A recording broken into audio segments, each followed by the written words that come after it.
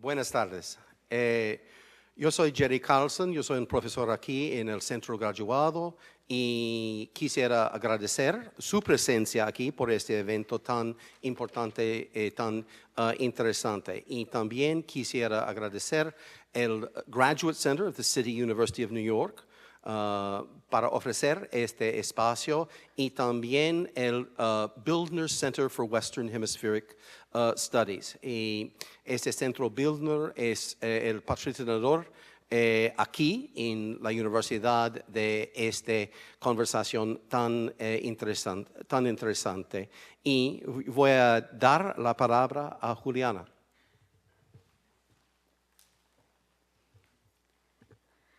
Bueno, buenas noches a todos. Muchísimas gracias por estar aquí hoy con nosotros.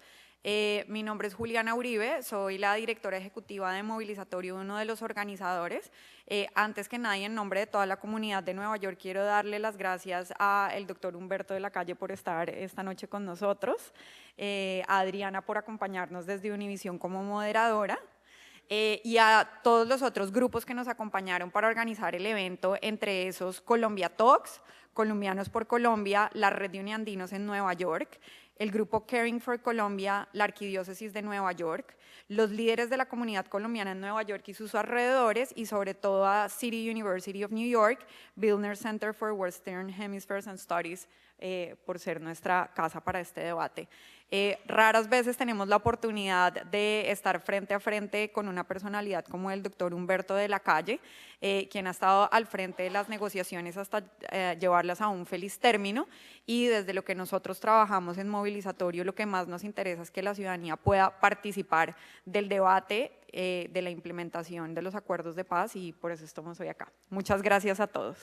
Adriana, en tus manos. Gracias, muchas gracias. Bueno, muy buenas tardes a todos. Me alegra mucho saludarlos y bueno, poder tener esta oportunidad. Como bien decía Juliana, no todos los días podemos tener nada más ni nada menos que al jefe de todo el proceso de negociación de un acuerdo que, más allá de las diferentes miradas y obviamente aristas políticas, pues significa un acuerdo histórico para el país. Y pues nada más ni nada menos, insisto, que tenemos aquí al jefe de la misión, de la delegación encargada de justamente de ese proceso de negociación de gobierno, el doctor Humberto de la Calle Lombana, a quien le damos la bienvenida a la ciudad de Nueva York, a esta charla. Muchas gracias, doctor de la Calle, bienvenido. Bueno, mil gracias, Jerry, Adriana, Juliana, y particularmente a todos ustedes por venir aquí en la tarde de hoy, con el ánimo, como se ha dicho por parte de todos los que han intervenido, de llevar a cabo una conversación. Yo realmente pretendo que sea una conversación de verdad, lo cual implica, primero, un diálogo académico. Esta es una reunión de carácter académico. Segundo, un diálogo sosegado. Adriana lo dijo perfectamente bien, hay distintas opiniones sobre lo que ha ocurrido y está ocurriendo en Colombia, y dijéramos, lo que queremos hacer es una intervención primero, una reflexión sin carácter propagandístico, más buscando la mayor objetividad posible, y luego conversar de tal manera que no hay temas vedados, ni hay preguntas que no puedan formularse, o incluso críticas o desacuerdos. Lo que queremos es oírnos entre todos y en mi caso particular también oírlos a ustedes. Y insisto mucho en la necesidad de una cosa reflexiva, porque uno de los elementos que estoy viendo con preocupación en Colombia es que realmente hay una polarización política que no es inusual en un esquema democrático, pero mucha carga emocional, me parece, y hay momentos en que los colombianos no estamos reflexionando, reflexionando. Hay, dijéramos, un aluvión de insultos y de pugnacidad que me parece que no nos sirven. Lo que tenemos es que meditar tranquilamente lo que está pasando y el futuro de Colombia. Yo quisiera hacer solo 2 o 3 reflexiones iniciales, sobre todo para permitir que sean ustedes los que se expresen y poder entrar en esa conversación que hemos prometido. En primer lugar, dijéramos, yo quisiera hacer un recuento muy breve de las ventajas de un proceso de paz, partiendo de un concepto que es importante aun cuando suena un poco abstracto, y es que lo que permitió concluir el acuerdo, entre otras razones, fue la distinción conceptual entre el fin del conflicto y un proceso de paz.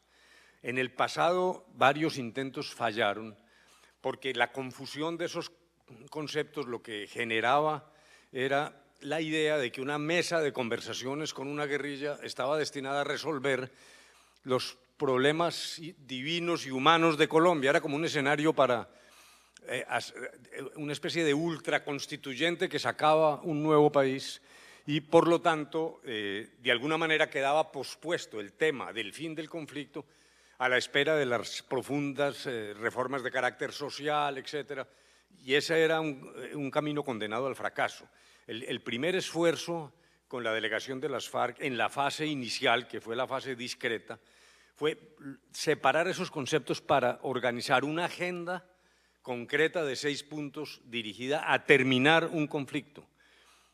Y es lo que ha ocurrido. El conflicto con las FARC ha terminado. Y ahora estamos comenzando un proceso mucho más amplio de búsqueda de la paz, que exige ya una interlocución mucho más amplia. Esto no es un problema entre el gobierno y las FARC, es un problema realmente de los colombianos dentro de Colombia y fuera de ella, y particularmente ustedes, los que viven fuera del país por muy diversas razones, pues son también protagonistas de lo que está pasando y lo que debe pasar en Colombia. A partir de ese momento lo que podemos encontrar es una agenda que a nuestro juicio es útil para Colombia más allá de las FARC. Por ejemplo, el tema rural siempre ha sido una situación aplazada, una asignatura pendiente. Los diagnósticos prácticamente ya son unánimes, una gran concentración de la tierra en ciertas zonas de Colombia, una informalidad del 48% que implica que muchas personas explotan y ocupan sus tierras sin un título de propiedad que les permita presentarlas como garantía a un banco. Son realmente tierras fuera del comercio. Y luego, en el fondo del mal el bien palpita, porque un proceso de desplazamiento y un proceso de apropiación ilegal de tierras por parte de mafiosos y corruptos ha generado un escenario, un núcleo, un recuento importante de hectáreas que estarían al servicio del propósito de brindar acceso a las personas que no lo tienen, simplemente el Estado cumpliendo su deber, de tal manera que la reforma rural que se escribió en el Acuerdo de La Habana nada tiene que ver con las viejas reformas ideológicas de los años 50 y 60. Es sencillamente algo que implica resolver unos problemas que nadie duda que existen dentro de un esquema de Estado de Derecho, de respeto a la propiedad privada. Innovador el acuerdo, pero en los lineamientos de lo que significa el Estado de Derecho en cualquier lugar del mundo. Lo mismo ocurre con el punto 2, que es el del mejoramiento de la política. Vieja aspiración reiterada de los colombianos que, aun cuando sabemos que ha habido un proceso democrático decantado y largo, pues hay fallas en la democracia colombiana, hay desafíos, hay problemas de financiación de campañas. Ahora incluso se han agudizado con los recientes escándalos que han ocurrido. Con esto lo que quiero demostrar es que la agenda es útil por sí misma, en nuestra opinión, aun cuando hay personas que no están de acuerdo, siempre lo admito. Y a partir de allí lo que uno encuentra es, primero, el conflicto con las FARC ha terminado, lo que no significa que no haya otras fuentes de violencia en Colombia.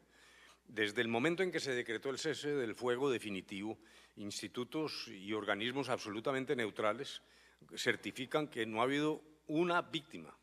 Realmente la victimización después del acuerdo final es cero. Y dijéramos que esto no es retórica ni es una ilusión, es verdad.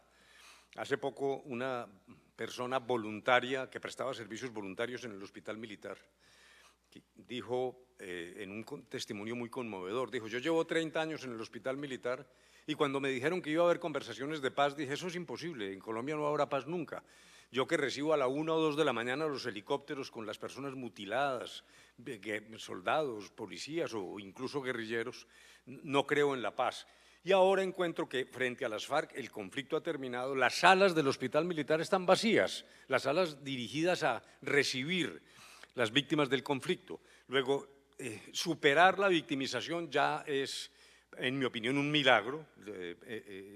Repito que tras 50 y más años, más de medio siglo de confrontación, 8 millones de víctimas, 7 millones de ellas desplazados, 220.000 muertos, de los cuales el 80% era personal civil, desaparecidos en distintas circunstancias.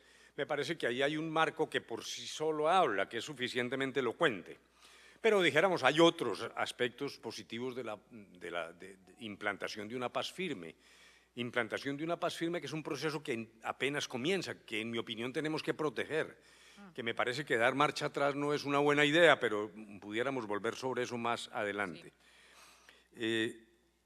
Tenemos entonces posibilidades de mayor crecimiento económico, inversión extranjera sólida que abre el camino a un crecimiento importante, una posibilidad de un crecimiento del Producto Interno Bruto adicional que oscila entre un 1% o un 1.9%, cifras que resultan de un trabajo empírico que se ha hecho en planeación nacional, que no son, dijéramos, invento, fabulación o retórica, nuevas vías de desarrollo económico y de empleo, el caso del turismo, el caso de lo que ha venido ocurriendo con ciertas formas de producción, y un paso para dejar atrás la idea de que en Colombia había una guerrilla que se autodenominaba una guerrilla política. Me parece que en el plano de la victimización y de elementos que ya empiezan a mostrar efectos positivos en la economía, claro, en un momento de cierto grado de restricción económica por razón de la caída del precio del petróleo y la parálisis en lo minero energético.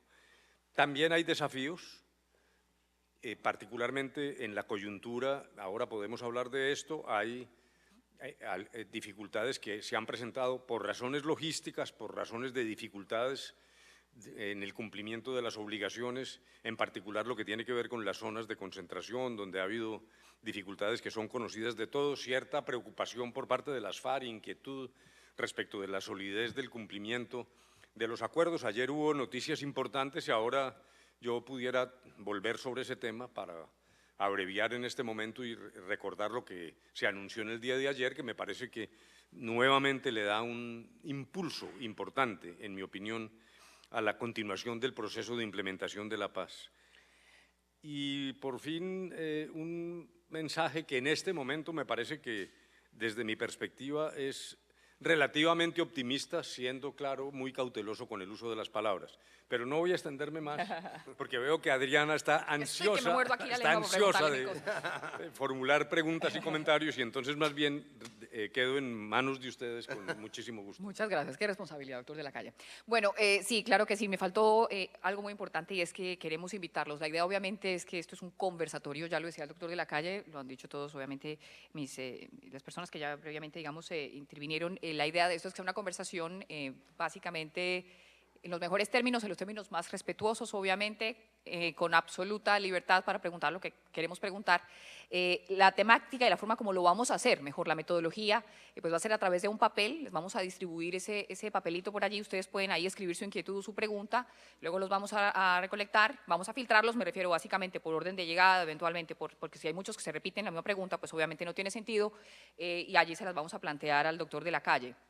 Quiero también contarles que hay un hashtag, que es hashtag de la calle responde NY, para la gente que nos está acompañando a través de las redes sociales, no solamente este auditorio de gente aquí presente, que estaba más por fortuna repleto, sino también de gente que está a través de las redes sociales, así que los invitamos a que hagan llegar todos sus diferentes inquietudes. Y bueno, comenzando, digamos que un poco esta charla, doctor de la Calle, usted lo decía bien, esto es como si fuera un pequeño niño, después de 5 años de negociaciones en La Habana, después de todo un proceso de 53, por supuesto, 53 años de guerra, 5 años de negociaciones, un referendo en el que el pueblo expresó no, un premio Nobel de Paz, una refrendación eventualmente después vía por el Congreso, y ahora la Corte Constitucional se hace sentir con un fallo en el que, pues, digamos que pone en jaque, según sus propias palabras, este proceso de paz. ¿Qué va a pasar con este niño recién nacido? Porque prácticamente tenemos este niño aquí, este infante en brazos, además a punto de que un nuevo padre, no sabemos de qué vertiente política, lo asuma en el año de 2018, y ese niño ya está aquí, ya se creó, para muchos es un engendro y para otros realmente es el salvador de quizás lo que pueda ser la suerte de nuestro país después de una guerra de más de medio siglo. ¿Qué va a pasar y cómo ve esto de la Corte Constitucional? Usted lo dijo tal cual, que es el jaque, el proceso de paz en Colombia. ¿Cree usted que realmente podemos terminar perdiendo a este niño? Sí, dijéramos, yo creo que hay distintos tipos de riesgos.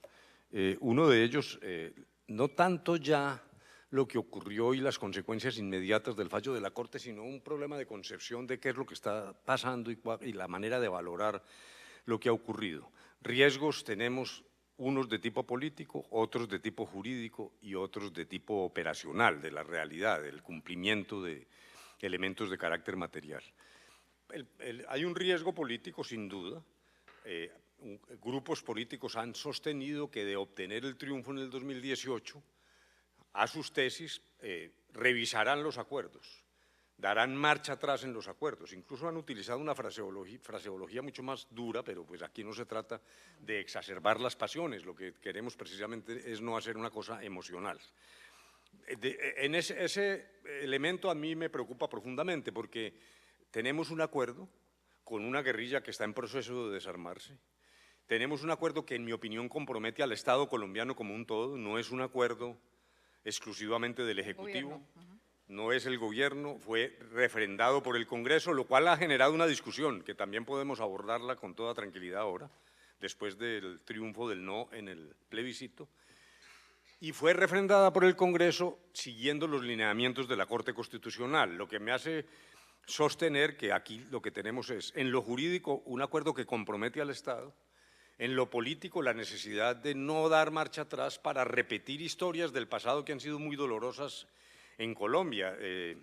José Antonio Galán hace un pacto con Monseñor Caballero y Góngora después de que se alzó en armas por problemas de impuestos. Firmado ese posibilidad, el pacto es asesinado. La guerrilla liberal en los años 50 deja las armas, Guadalupe Salcedo es asesinado. La Unión Patriótica entra a la vida civil y más allá de las discusiones sobre lo que ocurrió en ese momento, pues hay una situación que fue muy trágica para Colombia. Entonces, en lo político, repito, a mí me parece que sería un error y una calamidad dar marcha atrás, pero el tercer elemento me parece que es ético. Realmente uno no puede hacer un acuerdo para no cumplirlo, los acuerdos son para cumplirlos y me parece que ese argumento es suficientemente vigoroso. Luego, los temas de carácter jurídico, en efecto, yo no quiero entrar en demasiados tecnicismos, porque me parece que nos podemos entender de una manera mucho más sencilla. Lo que se dijo es lo siguiente: como ya existe el acuerdo, lo que vienen son desarrollos, el acuerdo existe y fue refrendado, estos desarrollos tienen que ser rápidos y genuinos. ¿Rápidos por qué? La experiencia comparada muestra que en los primeros 5 años de vigencia de acuerdos, muchos de ellos se caen, alrededor del 50% de los acuerdos se echan atrás por incumplimientos, por dificultades de esta naturaleza. Luego hay un riesgo real. Si uno mira el escenario comparado, esto ha ocurrido. Y me parece entonces que la propuesta del llamado fast track, el mecanismo legislativo especial, buscaba rapidez y, segundo, cumplimiento genuino. Uno no puede hacer un acuerdo y luego en las leyes de detalle borrar con el codo lo que firmó con la mano. Eso es lo que se pone en riesgo porque la idea era que para modificar los proyectos que presentaba el gobierno en cumplimiento de los acuerdos, para modificarlos se requería, dijéramos, autorización del gobierno. La Corte ha dicho que eso viola el alma de la Constitución, la esencia de la Constitución. Y sin entrar en tecnicismos, yo quisiera decir solo 2 cosas. Ese tipo de normas ya existe en la Constitución, incluso en la anterior. Hace más de 200 años, por ejemplo, para aprobar partidas nuevas en la discusión del presupuesto, se exige el aval del gobierno, la autorización del gobierno. Y en el plan de desarrollo, para cambiar el plan de inversiones, se requiere autorización del gobierno. ¿Por qué? Porque todos queremos que haya coherencia del gasto público, que haya una racionalidad y una planeación. Esos son valores muy importantes. Mi pregunta es, si eso nadie lo ha discutido y si no se dijo que violaba el alma de la Constitución, ¿cómo es posible que el cumplimiento de un acuerdo de paz, que es un valor supremo, y además, y este es el segundo argumento, si de mantener la esencia de la Constitución se trata, en el año 91 la Constituyente se reunió precisamente para buscar la paz en Colombia? Yo creo que Adriana recuerda que una de las razones que tuvo la Corte en el año 91 para aprobar un mecanismo extraordinario fue decir: la Constitución es un tratado de paz. Luego, si algo se está logrando es al contrario, no violando la Constitución, sino reafirmándola, reafirmándola en su propósito inicial. Y luego problemas prácticos de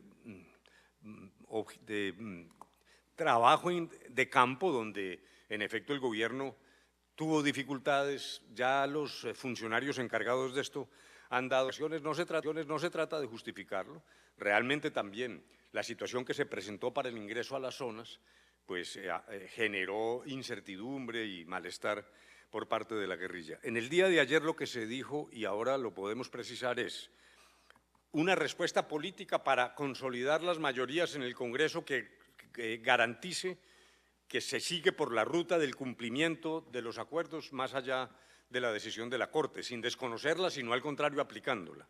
Y en segundo lugar, una serie de medidas que garantizan el cumplimiento material de los acuerdos, lo cual va a significar que se atrase durante 20 días el plazo previsto para la dejación de armas, 20 días adicionales, y en segundo lugar, una concepción que permite que las zonas de normalización permitan en sus alrededores desarrollar los programas con enfoque territorial que son los que le van a permitir a la guerrilla ya no solo reinsertarse a la vida política, sino a la vida económica legal. Ese es, dijéramos, el panorama de lo que ocurrió ayer. Esa es una de las preguntas que le hacen a la mayoría de la gente en la calle y es, finalmente son cerca de 7.000, los contaron, la registraduría los contó, son 6.900, algo sin contar milicianos de integrantes de las FARC que estarían entregando las armas. Esos hombres, a la hora de la verdad, en la vida práctica, ¿en cuánto tiempo y cómo es que van a reintegrarse a la vida civil? Se habla de cerca de 2 millones de pesos, que es como una suma inicial de arrancón, digamos, para cada uno de ellos, pero ¿de ahí qué pasa? Sí, estupenda pregunta porque, primero, lo que se acordó es lo siguiente: cada guerrillero puede tomar dos caminos, o el camino voluntario de su reincorporación individual, el señor quiere montar un negocio, viajar a Magangué, ir a Paratebueno porque allá tiene familia, toma una decisión individual frente a la cual, en efecto, hay un primer apoyo de parte de la Agencia de Incorporación, posibilidad y un proceso de formación para el trabajo y de estabilización psicológica. Entre otras cosas, ese paso es bastante importante. Estas sumas son incluso menores a las que se pagan hoy a quienes como paramilitares hicieron el proceso de paz en la administración anterior. Ese es un tema importante porque ahí alrededor de eso se ha tejido también una enorme leyenda. Le están dando plata a los guerrilleros, esto es un desastre moral, pero resulta que es lo que se ha hecho incluso desde el 91 con el M-19, que es una ayuda inicial. Yo sé que hay personas que les choca eso. Dicen, pero ¿por qué le dan plata a la guerrilla que lo que ha hecho es matar y secuestrar? Yo lo entiendo perfectamente, pero es justamente una protección para la sociedad colombiana, porque es la manera de buscar que no haya un reciclaje de la violencia. El segundo camino es un camino colectivo. Las FARC lo que han pretendido es montar una cooperativa que adelante programas agrícolas o de distinta naturaleza donde utilicen la fuerza de trabajo de los excombatientes, de quienes hayan dejado las armas. Para ese propósito de la reincorporación colectiva es para lo cual se habla ahora de que a partir de las zonas de normalización que terminan el día de la dejación de las armas, es decir, 20 días más a partir del 1 de junio, que era la fecha original, se ponen en marcha los programas dirigidos a recuperar económicamente a quienes deseen ingresar a la vida civil, dejar los nexos con el narcotráfico, como fue la promesa que se hizo a través de los acuerdos, ingresar a un sistema productivo legal. Hay entonces dos variantes, pero lo que ayer se reafirmó justamente es que el camino puede ser individual o colectivo y ahí habría una reflexión para los colombianos y quiero hacerla con toda franqueza. Yo sé que hay muchos colombianos que no quieren que la reincorporación sea colectiva, dicen, no, lo que hay es que disolver a las FARC, que cada uno se vaya por su lado. Hay que tener cuidado con eso. Esta es una reflexión muy cuidadosa y sin ánimo de molestar y sin ánimo polémico. En algunos países, una disolución inmediata del organismo, continuar propósitos criminales. Yo creo que lo que le conviene a Colombia es, dentro de ciertos límites razonables, dijéramos, un tránsito menos apresurado, de tal manera que mantener algún grado de cohesión y también de mando permita evitar esa metástasis de criminalidad que va a terminar sencillamente en las barriadas de invasión de las grandes ciudades. Luego, me parece que esa decisión de ayer, en mi opinión, yo la veo de manera favorable. Justamente dentro de las decisiones de ayer, por ejemplo, y lo que tiene que ver a las FARC como colectivo, también se han comprometido a la entrega de bienes. Correcto. ¿Qué se va a hacer y quién se va a encargar de manejar esos bienes de las FARC? Y cómo controlar además los niveles de corrupción que son altísimos y gravísimos en lo que pueda venir. Sí, el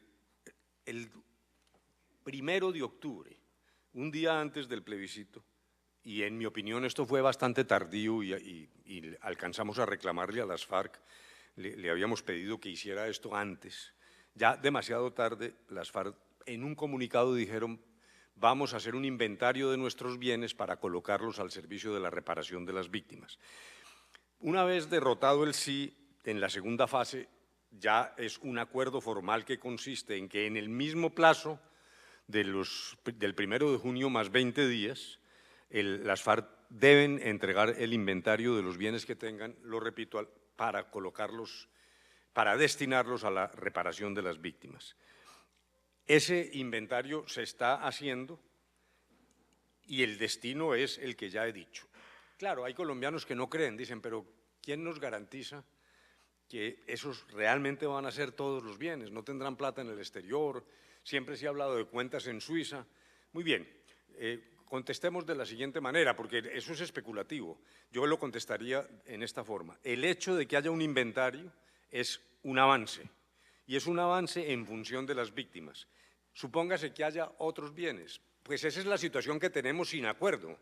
Mejor dicho, esto no agrava la situación de los bienes, aún en la hipótesis de que no hicieran un inventario completo, porque lo que dice el acuerdo es que el Estado continuará persiguiendo esos bienes, buscando extinguir su dominio, y además quien retenga bienes y entre en operaciones de lavado va a perder las ventajas de la Jurisdicción Especial para la Paz. Luego, yo creería, sin ingenuidad, que es a las FARC a las que les conviene obrar lealmente y decir estos son los bienes, porque de lo contrario van a quedar fuera del comercio y siempre a riesgo de perder las sanciones restrictivas de la libertad de 5 a 8 años. Pero claro, todo colombiano tiene derecho a dudar, y en estas materias pues uno no puede poner la mano sobre el fuego, pero lo que está claro es que hay el compromiso, y yo confío en que 20 días después del 1 de junio vamos a tener ese inventario, reconociendo que además el fiscal general de la Nación, lo reitero, ha dicho: seguiré persiguiendo los bienes, bien que no esté en el inventario, yo buscaré que se extinga el dominio del mismo. Otro de los temas en los que parece que también, o muchos colombianos sienten que estamos es prácticamente a merced de lo que las FARC quieran hacer. Aquí en este caso, digamos, bueno, qué tanto quieren entregar o revelar de de sus bienes o de sus propiedades. El tema de la justicia, que muchos, también esa es, digamos, una de las razones por las que es tan difícil, ese sapo, como se dice vulgarmente, es difícil de tragar para muchos, y es el hecho de que prácticamente está en sus manos el confesar, el quererse acoger como tal a esta justicia transicional, pero que eventualmente, ¿qué garantías hay de que esto? Usted nos hablaba de esos dos caminos que puede tomar, digamos, el guerrillero del común y corriente. ¿Cómo saber que en ese proceso efectivamente se va a garantizar al menos la justicia, al menos la verdad y la famosa reparación? Sí, me parece que esa pregunta también ha sido crítica. Reconozcamos que hay un volumen grande de colombianos que lo que quiere es cárcel ordinaria para las FARC, dicen, no, que se vayan a la picota Condena de 40 años. Con barrotes a pagar 40 años. Eso es comprensible. El proceso se ha degradado tanto que uno entiende que hay colombianos pues, que tienen indignación frente a lo que ha ocurrido. Luego, eso es absolutamente respetable. Pero ¿cuál es el razonamiento? En primer lugar, entendamos que la justicia transicional busca trazar una línea en virtud de la cual haya justicia de tal manera que no entorpezca el fin del conflicto. Por decirlo, esto es como de dos cabezas, como suele decirse en el lenguaje ordinario. ¿Dónde pongo esa línea de manera que tampoco destruya las posibilidades de paz? Un miembro, presidente de la Corte Interamericana de Justicia, Diego García Sayán, que hizo un salvamento de voto, una aclaración de voto en un tema, en un caso que se llama la masacre del Mozote y sitios aledaños en El Salvador, hizo esa aclaración de voto diciendo: sería absurdo que el sistema de protección de derechos humanos sea el obstáculo que hizo esa aclaración, continúen violando los derechos humanos. Por lo tanto, las sociedades buscan un esquema transicional que permita hacer justicia, pero que no entorpezca la paz. ¿Cuáles son los elementos de ese sistema? porque me parece que lo que hay que ver es esto de manera racional. En primer lugar, tal vez la discusión se ha concentrado como microscópicamente en el tema cárcel o no cárcel, barrotes o no barrotes, sin ver que el tema de justicia hace parte de un sistema más amplio, tú lo dijiste bastante bien, que es verdad, justicia, reparación y garantías de no repetición, que tiene elementos judiciales y elementos extrajudiciales, por ejemplo, la Comisión de la Verdad.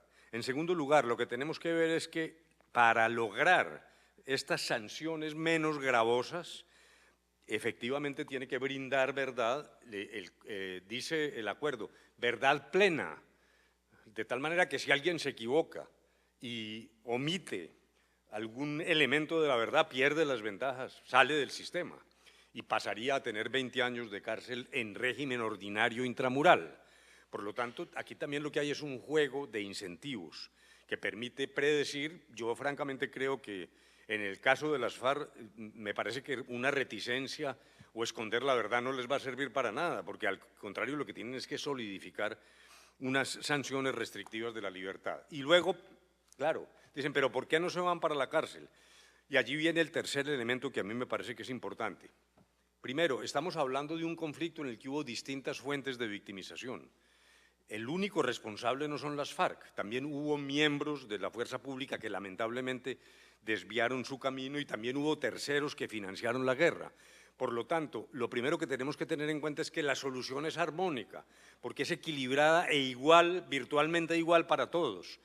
Luego, yo respeto a quien dice que las FARC se vayan 40 años para la cárcel, pero debe tener en cuenta que también para mantener esa armonía debe ocurrir lo mismo, porque lo que en Colombia sí no nos puede suceder es que uno diga que hay una violencia buena y otra violencia mala, que la violencia para un lado era buena, pero que la otra sí hay que perdonarla. Si eso no lo superamos, no va a haber paz en Colombia. Luego, colocados en ese rasero, no olvidar, repito, que siempre las soluciones son equivalentes para todos.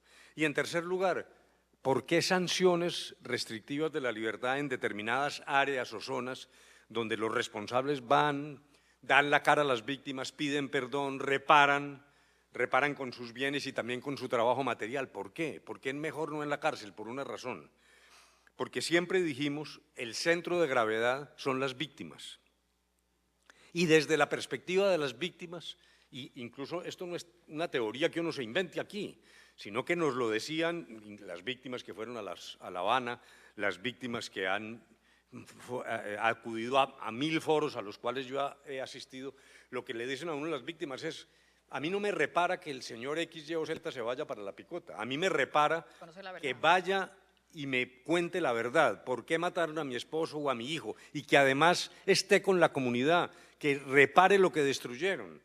Así sea durante 5 a 8 años, que es, claro, una sanción menos grave que la ordinaria.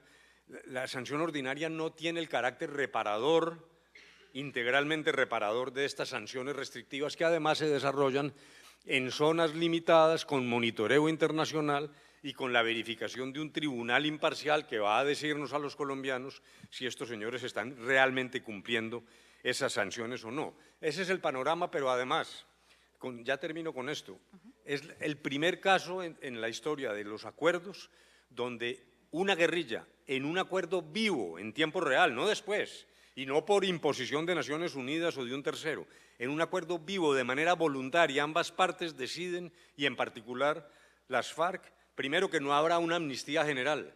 La amnistía es solo para el delito político, los delitos más graves serán sometidos a la jurisdicción.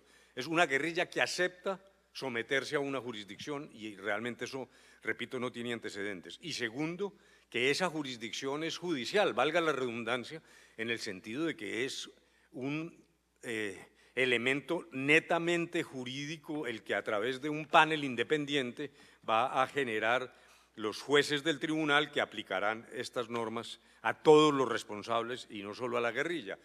Yo sé que esto es, dijéramos, el mayor punto de discordia en Colombia, al igual que la famosa participación en política de los guerrilleros. Pero la reflexión que hay detrás, en mi opinión, satisface los estándares internacionales. El propio Tribunal de Roma ha dicho que está mirando lo que ocurre en Colombia hay infinidad de testimonios en el sentido de que se cumple con el Tratado de Roma, que hay una forma de justicia, pero fundamentalmente una justicia reparadora que mira más al interés de las víctimas.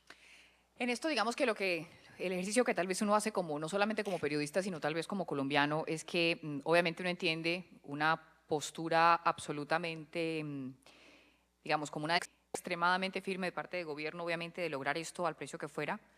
Del lado de las FARC, lo que muchos intuyen como unas FARC diferentes, que estaban dispuestas también en un proceso diferente, al menos al que se vivió con el gobierno del presidente Andrés Pastrana.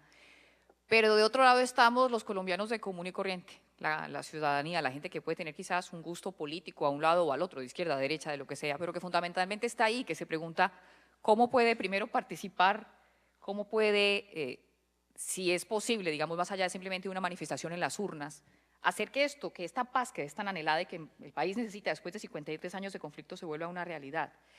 ¿Cuál diría usted que son esas posibilidades reales que tiene la comunidad? Me refiero no solamente, además, a la gente que está en Colombia, me refiero incluso a la comunidad en el exterior, de participar de todo este proceso, de hacer sentir su voz y, ¿por qué no?, también ayudar a implementar esa paz. Sí, me parece que es extraordinariamente válida el enfoque que le das a la pregunta en el siguiente sentido. Ya he dicho yo que, en mi opinión, hay unos riesgos. Yo no quiero ser catastrofista, ni arúspice como si fuera una Casandra de grandes tragedias. Incluso lo que pasó ayer, repito, me parece que ha moderado el ambiente y que la gente lo que ha entendido es que hay como un nuevo impulso hacia la consecución de una paz duradera. Pero en la medida en que hay riesgos, una de las primeras ideas es aunar voluntades, generar una coalición enorme, grande, no solo los partidos. Me parece que esto debe salir del ámbito de los partidos, ir más allá. Movilizar incluso los estudiantes que salieron después del 2 de octubre, las ONGs, los independientes, los intelectuales. Me parece que hay que hacer una cosa más grande que esté dirigida a formar opinión pública, en particular sobre los riesgos de dar marcha atrás, aún entendiendo las objeciones,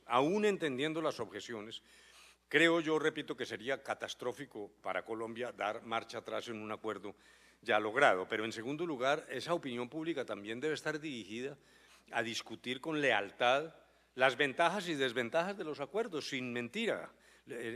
Antes del plebiscito del 2 de octubre realmente circularon por las redes tal cantidad de patrañas, eso que ahora llaman posverdad, que realmente el nombre de posverdad es muy suave, son sencillamente verdad, sencillamente el proceso de manera determinante, y la única forma de contrarrestar eso no es ni la censura ni nada que se le parezca, es la opinión pública.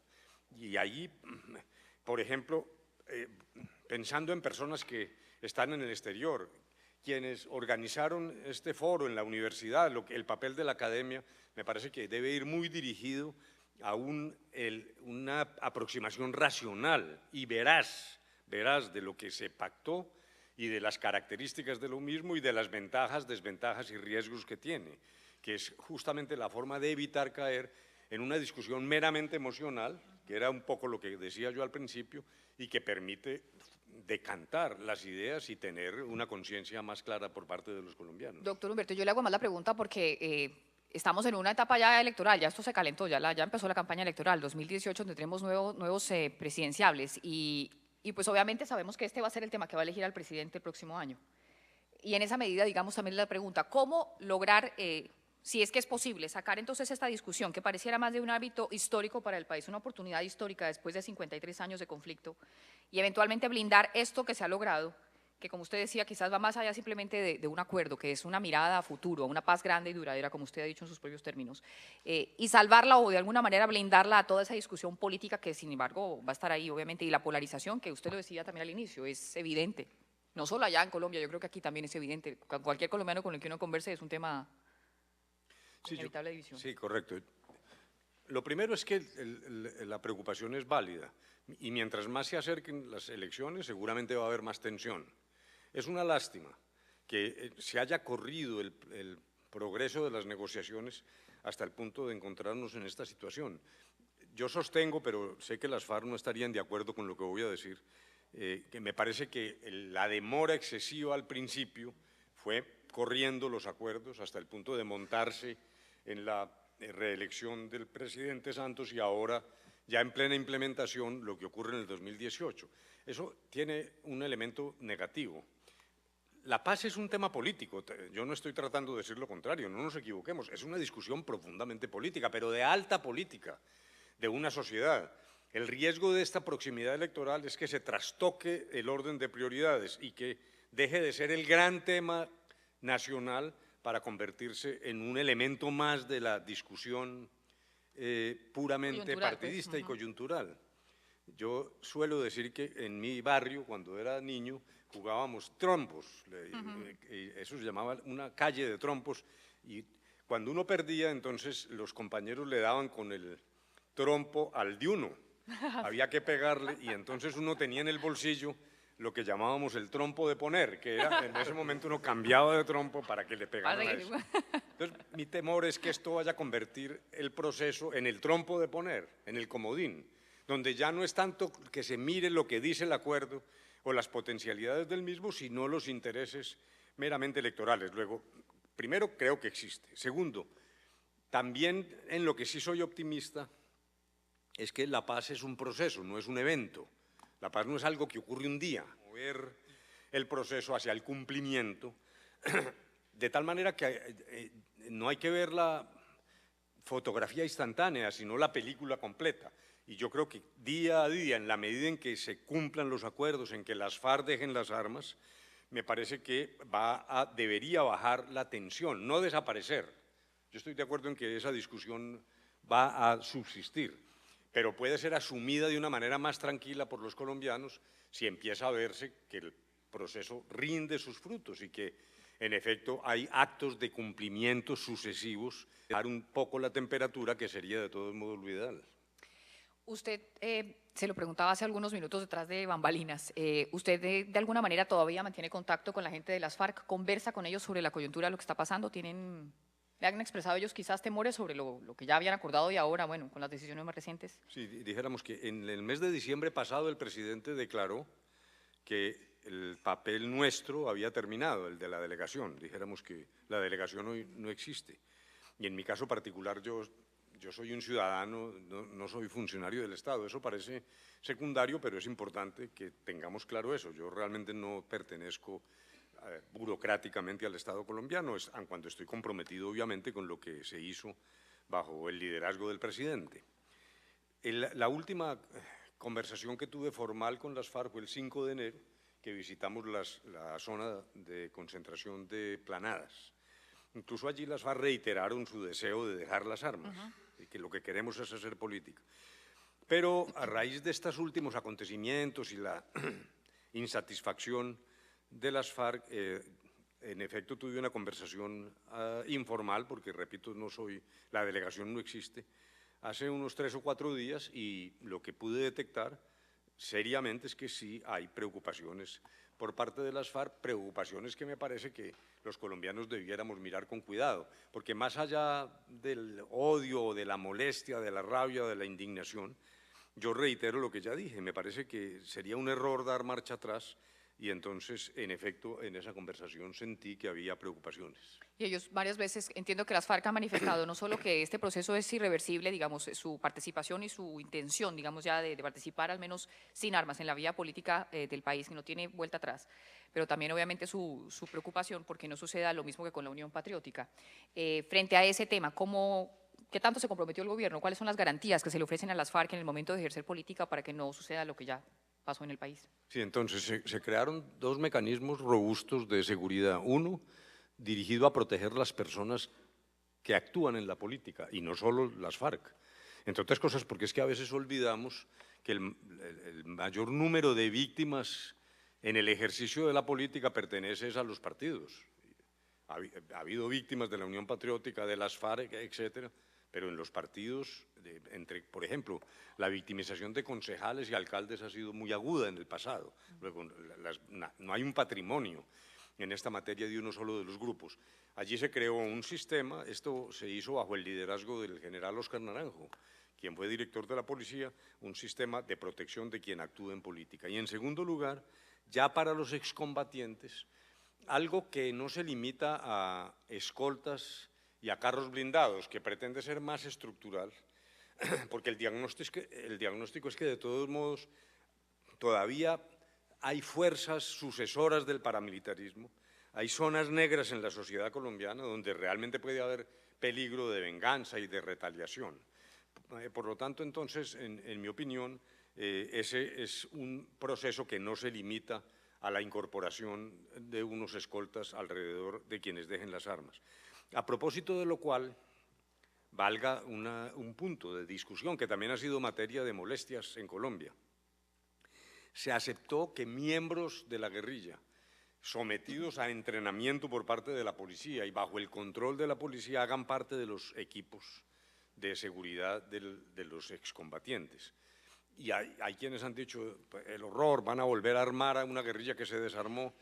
Yo creo que esa es una visión pues, bastante exagerada, pero me quiero referir a una experiencia del pasado. En el año 91, frente al M-19 se utilizó ese mismo sistema.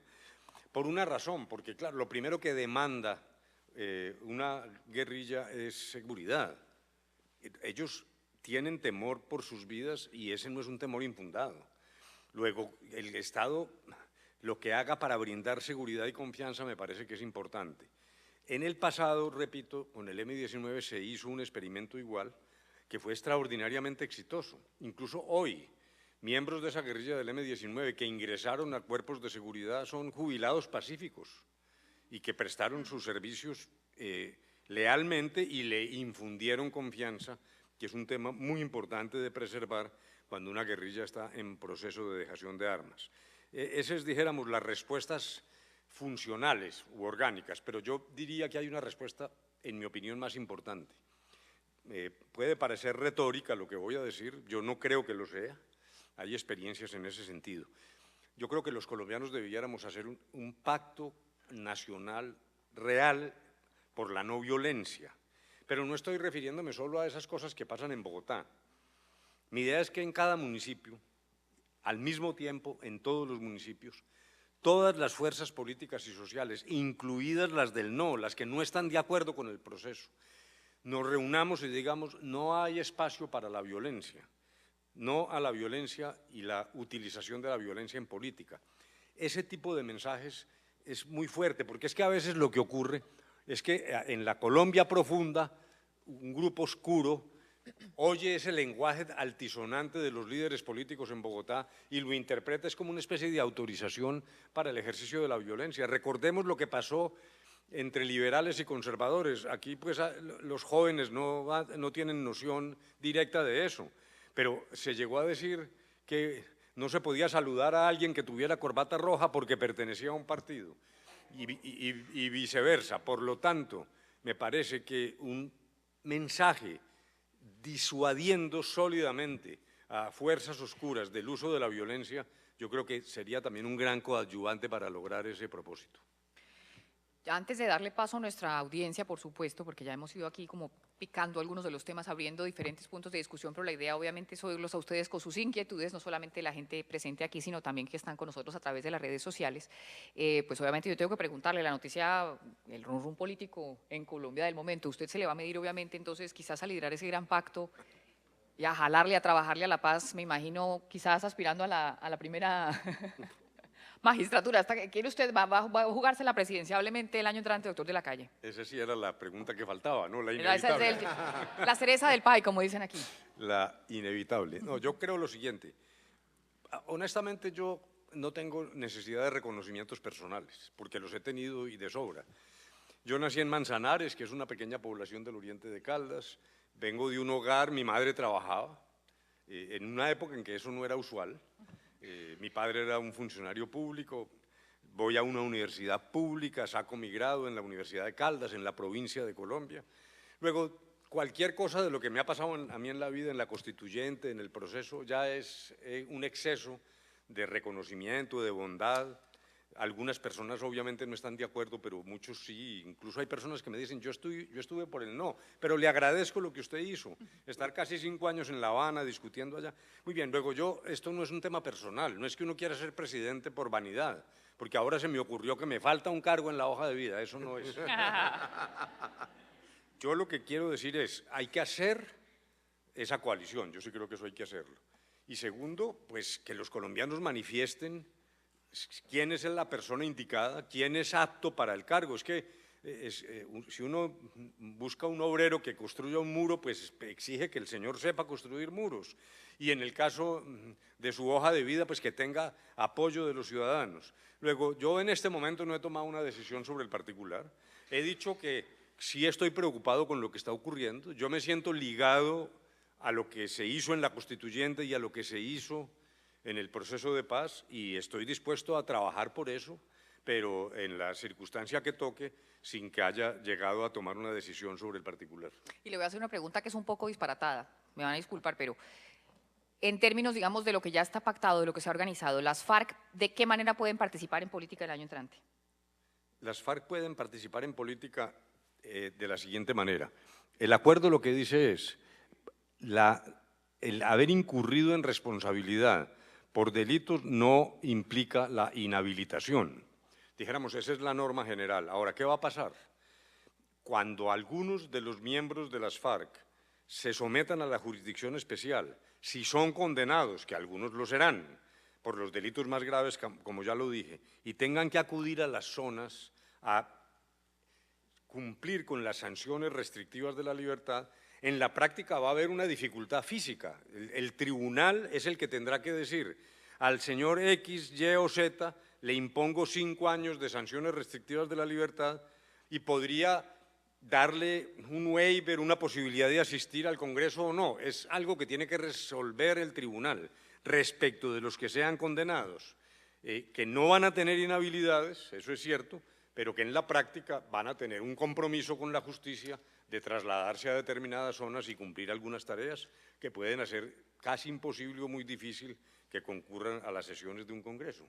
Pero y cuando usted habla, digamos, de una gran coalición que junte todo tipo de voces y sectores, ¿usted, por ejemplo, estaría dispuesto a recibir, por ejemplo, apoyos de gente que apoya a la vez a las FARC, que quieren la paz y que hacen parte, digamos, del Yo creo que lo que hay que militante hacer, más colectivo? sí, yo creo que lo que hay que hacer en Colombia es, dijéramos, una coalición a la cual concurran ciudadanos. Uno no puede descalificar a un ciudadano, uno no puede decir, quiero una coalición ciudadana, pero estos ciudadanos no. Cosa distinta es de qué manera se articula. El señor que gane con esa coalición tendrá que tomar decisiones. Nosotros en La Habana, esto lo quiero dejar bastante claro, y eso exige tal vez que les cuente una anécdota. Pasando las deliberaciones, había una fuerte presencia, un fuerte interés de las FARC en utilizar los medios y la mesa dentro de la, llamémoslo, resurrección de su retórica política después de que había estado en silencio prácticamente 8 años, o en situaciones de extrema clandestinidad. Y entonces comienza un aluvión de retórica política que en algún momento me lleva a mí a decir en la delegación, señores, aquí no, esto no es una universidad, ni un panel, ni un seminario. Esto es un ejercicio práctico para terminar un conflicto sobre la base de una agenda. Por lo tanto, sobra la retórica, porque aquí no vinimos a convencernos. Yo no los voy a convencer a ustedes de las bondades de la democracia representativa o del capitalismo consciente, y ustedes no nos van a convencer de sus ideas originariamente marxista-leninistas y nacionalistas. Por lo tanto, como no va a haber ese ejercicio de convencimiento, sino un trabajo práctico, sobra la retórica. Eso para transmitir a ustedes que, dijéramos, en mi caso, yo no tengo ninguna afinidad ideológica con las FARC. Lo que se hizo allá fue dirigido al propósito de buscar que se integren a la política. ¿A qué? Pues ellos van a usar su lenguaje radical. En eso no seamos ingenuos. Claro que no van a desistir de sus ideas, ni ese fue el compromiso. La idea no es ustedes cambien de pensamiento político, en absoluto. Luego vendrán con su ideología, pero para ejercerla sin armas, que es lo que me parece que es lo que es crucial para Colombia, es lo que es realmente fundamental. Luego, me parece que debe quedar claro que aquí no hay un intercambio ni de impunidades ni un intercambio de ideologías. Ese no fue el propósito jamás. Y que eventualmente cuando se sometan a un proceso político será el pueblo colombiano el que los elija o no los elija también, claro, que sería, digamos, el último juicio. Sí, pues si obtienen el favor popular, pues en la medida en que haya cumplimiento leal de las reglas, pues hay que respetar eso, claro. Bueno, muy bien. Vamos a darle la palabra, por supuesto, a ustedes, así que les encargo, muchas gracias, las preguntas aquí Bueno, entonces comencemos. Aquí dice El Avispero. Para los colombianos que sí creemos en la paz, ¿qué podemos hacer hoy para contribuir a la construcción de paz en Colombia? Esta es una. Dice, doctor Humberto, soy colombiano, hago parte de un movimiento minoritario llamado Movimiento Humanista. ¿Cómo son los requisitos para que estas minorías puedan participar, ya que la ley de partidos actualmente es muy excluyente? Nelson Pérez. Y la tercera de Pablo Villegas, ¿qué garantía hay de que el próximo gobierno respetará los acuerdos de paz? Correcto, entonces, comencemos con la primera pregunta. Insisto, de alguna manera ya lo dijimos, yo creo que lo que hay que fomentar es más discusión pública. Yo creo que la esencia de esto debe ir dirigida a generar conciencia, a discutir, a buscar la verdad de los acuerdos, a leerlos. Yo sé que es un poco largo, 311 páginas es siempre como medio ladrillo, ¿no? Y además algunos dicen que están escritas en un lenguaje muy pesado, puede ser, pero hagamos el esfuerzo de ver qué fue lo que allí se dijo, porque surgen tantas falsedades. Voy a poner solo una. Se dice que vamos hacia el castrochavismo. A mí francamente me parece alarmante. Una expresión de esas es exactamente lo contrario. Lo que aquí se busca es solidificar una democracia, es exactamente al revés. El punto 1 es reiterativo y bastante cuidadoso en mantener el respeto a la propiedad privada. El punto 1 es el punto rural.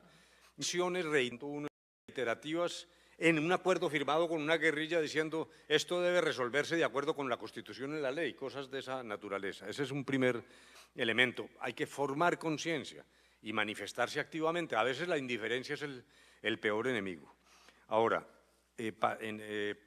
la pregunta sobre el movimiento humanista. Lo que se dijo en el acuerdo es que es necesario un proceso que denominamos, que es el punto 2, nueva apertura política, o sea, abrir la política a nuevas fuerzas y que protejan también fuerzas pequeñas, para lo cual se estableció un sistema novedoso y es no condicionar la personería jurídica de los movimientos a un resultado electoral. Lo que tenemos hoy es que un movimiento que no obtenga un X número de votos pierde la personería. Lo que se pactó es lo contrario, es decir, no, la personería es la forma como un movimiento político, así sea chiquito, tiene identidad y se define y tiene acceso a algunas ventajas en medios de comunicación, etcétera. Distinto es aquel que para postular candidatos se exige como un escalón un poco mayor. En este momento la discusión que hay es si se exige un 3%, que fue la propuesta que presentó el ministro Cristo, el 3% del censo electoral, para obtener derecho a presentar candidatos, y hay un conjunto de grupos pequeños en el Congreso que están pidiendo que se rebaje al 2%, que es el famoso cuento de los avales, es quién presenta candidaturas.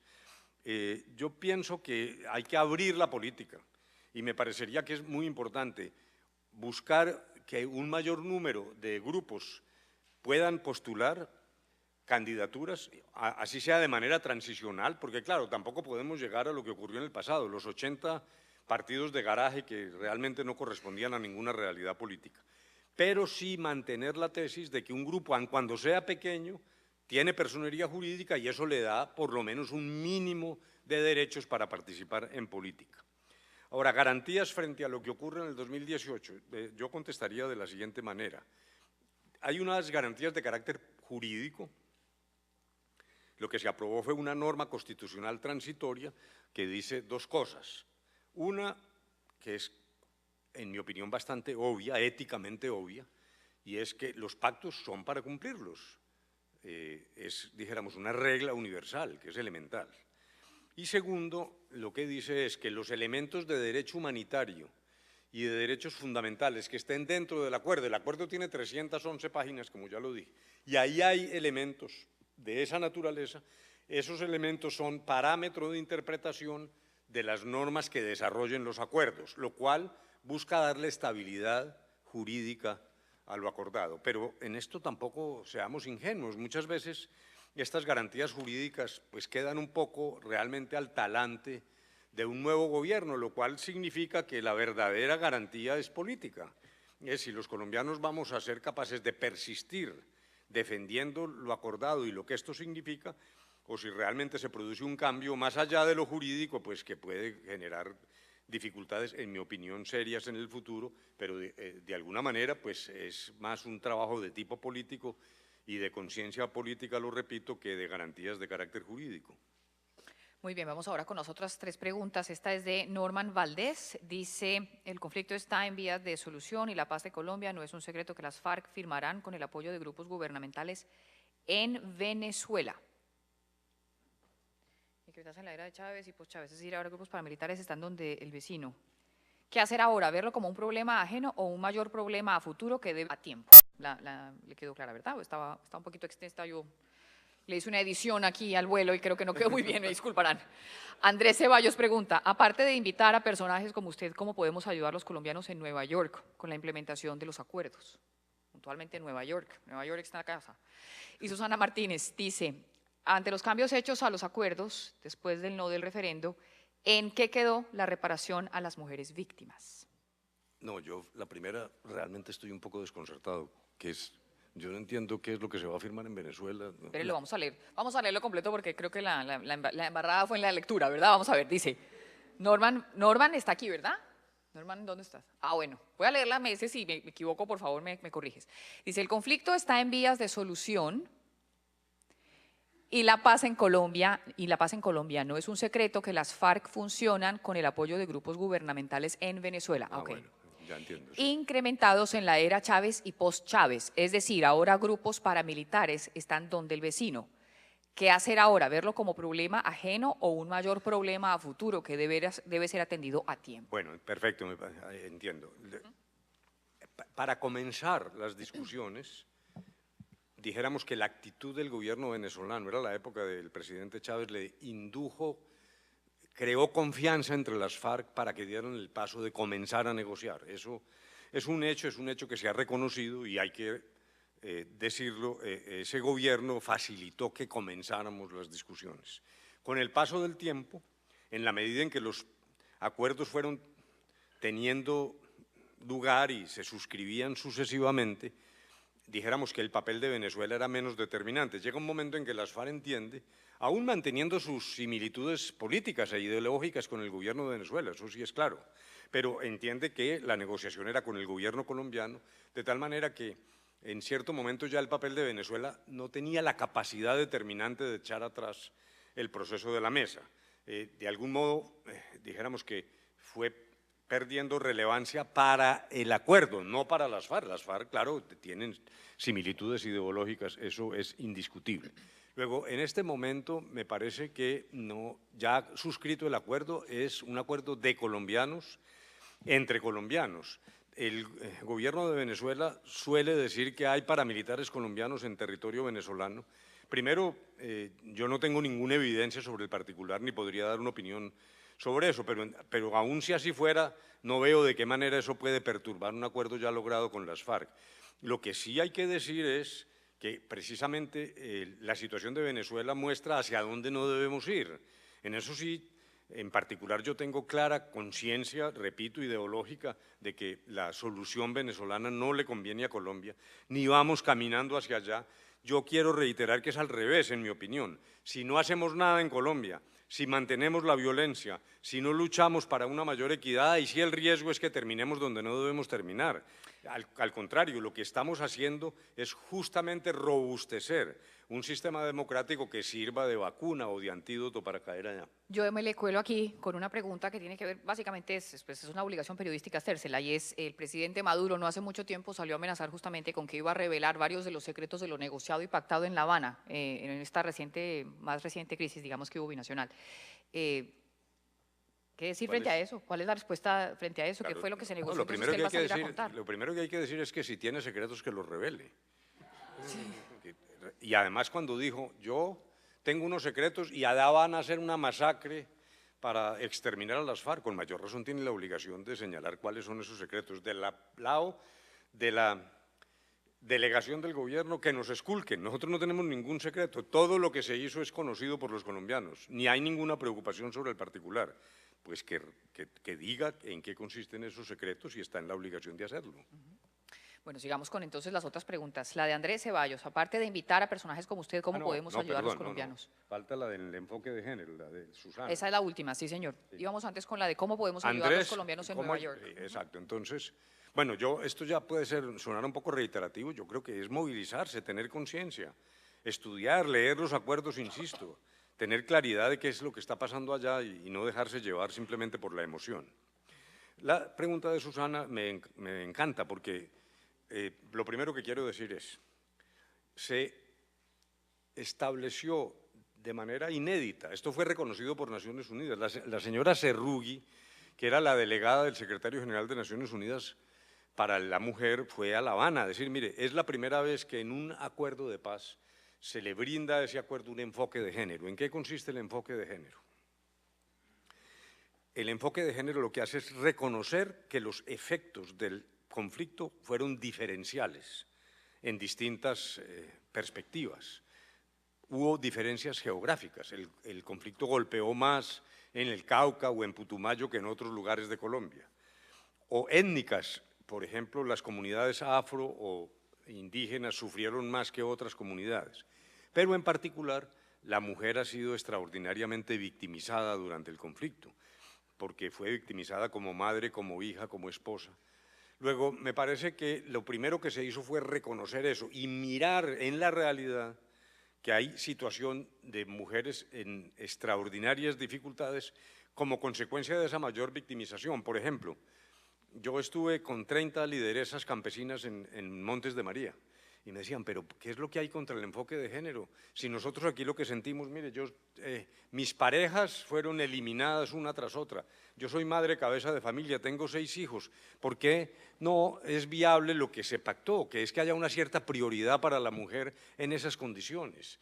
Luego, me parece que realmente a veces no se comprendió y se puso a circular una enorme falsedad. Lo que se dijo de manera mentirosa es que los acuerdos buscaban destruir la familia, implantar el matrimonio de personas del mismo sexo. Jamás hablamos de eso en La Habana. El enfoque de género era el que les estoy diciendo y a mí me parece que es totalmente razonable. Lo aplaudió Naciones Unidas y la comunidad internacional, pero vuelve y juega, caemos en las emociones y en la llamada posverdad. Ahora, muy importante la pregunta, porque entonces mirémoslo desde el otro lado. Alguien puede decir, bueno, entonces después de que triunfó el no, se volvieron a hacer un nuevo acuerdo y entonces se echaron para atrás esto. No, lo que se hizo fue, dijéramos que aclarar esto que yo estoy diciendo.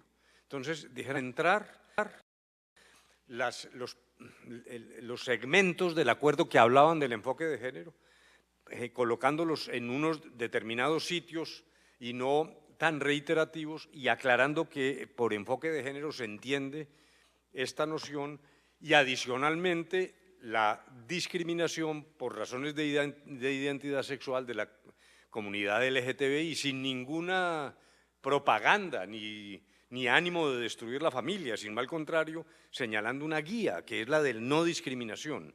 Y lo que se hizo después del no fue mantener lo que realmente se había pactado, quitándole las sospechas o las sombras que en forma malévola se trataron de llevar a la interpretación del enfoque de género.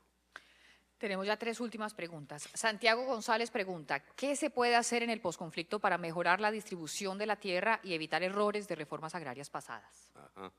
Dice Santiago Salamanca, ¿cuáles son las estrategias del acuerdo para promover un desarrollo sostenible, justo y equitativo en esas zonas donde por culpa del conflicto no ha habido mucho desarrollo? Y Juan Londoño pregunta cuál es el reto más grande, esta es chévere porque mire el enfoque, ¿cuál es el reto más grande en el proceso con el ELN? ¿Y en qué se diferencia? Bueno, la primera pregunta. Primero, diagnósticos. Es claro, un diagnóstico discutible, pueden variar las cifras, pero no es solo un diagnóstico del gobierno de las FARC. Por ejemplo, la misión agraria que acaba de terminar su trabajo y lo que ya se está empezando a conocer del censo es que hay unas características preocupantes de la tenencia de la tierra en Colombia. ¿Cuáles son esas? En primer lugar, hay un exceso de concentración de la tierra en muy pocos propietarios. Esto no es ideológico, es una realidad. Y es más, ese proceso ha venido acrecentándose. por fuerza de la violencia, del paramilitarismo, etcétera, lo que tenemos es mayor concentración de la tierra al cabo del tiempo. Es algo que está dinámicamente ocurriendo. Las cifras son realmente preocupantes. El 1% de los propietarios tiene un volumen, un porcentaje casi cercano al 50% de la tierra disponible. Hectáreas para la agricultura contrastan, y ese es el segundo problema, con 21 millones de hectáreas que se destinan a ganadería extensiva y a rastrojos, que no tienen mayor utilización económica, lo cual es un problema para Colombia, no solo para los campesinos, sino porque en términos de productividad lo que estamos es dejando cada vez más atrás el campo. El campo no es que esté estabilizado, es que se está devolviendo. Y esto implica también las condiciones de vida del campesino, el cumplimiento de la ley, la salud, la educación, o sea, hay un deterioro del campo. Y además, lo repito, un tema de uso del suelo que es muy nocivo, porque el área para agricultura, como ya lo acabo de decir, es extraordinariamente menor frente a tierras prácticamente inutilizadas, y a veces inutilizadas por intereses de carácter político, o incluso para preservar determinadas zonas. Luego, ese es un problema no de las FARC, repito, es un problema de Colombia que tenemos que cambiar. Viene una escasez mundial de alimentos. La FAO sostiene que Colombia puede producir 700.000 toneladas más anuales de alimentos, que es un reto que tenemos, que ya está superado por nuestros vecinos. Perú y Brasil están a full explotando racionalmente el campo de cara a ese proceso. Nosotros no nos podemos quedar atrás. Lo que se logró con las FARC es un acuerdo para modificar lo modificable, pero incluso explícitamente se dice que en aquellas zonas donde no haya comunidades campesinas, también explotaciones agroindustriales son bienvenidas. Y paralelamente con esto, el Fondo de Tierras para brindar acceso al pequeño campesino contaría con 3 millones de hectáreas para ser utilizadas en los siguientes 12 años. Y un proceso de formalización de la propiedad de 7 millones de hectáreas que busca evitar el exceso de informalidad en el campo. Alrededor del 48% de la tierra en Colombia no tiene titulación, está ocupada por personas que no les sirve siquiera para dar como garantía en un banco, porque no tienen títulos y por lo tanto están literalmente fuera del comercio. Es eso lo que busca la reforma rural integral, en términos de distribución y acceso, y en términos de mayor productividad, pero acceso no es acceso desnudo. La tierra desnuda no le sirve al campesino, termina siendo incluso más bien una maldición. Por lo tanto, se habla de acceso integral. Esta incluso no es una idea tan nueva. El acceso integral implica recuperar elementos de fomento que existieron en el pasado en Colombia, en términos de transferencia de tecnología, de infraestructura. Ahora se acaba de decretar la utilización de las regalías en en caminos vecinales, caminos de tercer nivel, que es la mejor solución para la agricultura. Es que el tema es de riego, de infraestructura. Por lo tanto, el acceso no es como en el pasado, tome una tierra a ver usted qué logra, porque el campesino finalmente tiene que venderla muy poco después a alguien que se la compre. Esa es, dijéramos, la solución, y además, más allá de lo que se acordó, es equivalente a lo que las misiones rurales últimas han recomendado para Colombia. Eso frente al primer Santiago y frente al segundo Santiago, justamente, además, el proceso tiene que ser de desarrollo sostenible, porque no basta con dar estos pasos, no es capaz de sostener el ritmo de crecimiento de Colombia. Ahora incluso hay un serio problema de contracción de la economía. En el trimestre pasado el crecimiento fue muy poco, fue del 1.1% del Producto Interno Bruto.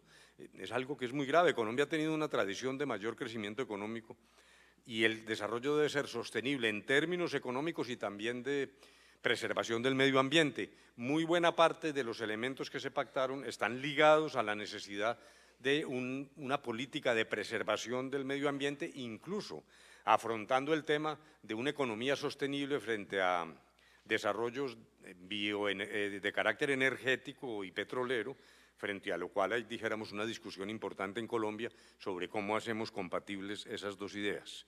Y por último, frente al ELN, yo lamento, pero yo realmente veo que llegan preguntas, pero vamos a terminar aquí porque es que realmente tengo otros compromisos. Sí, señor. Frente al ELN, dijéramos, hay que reconocer que es una organización distinta a las FARC.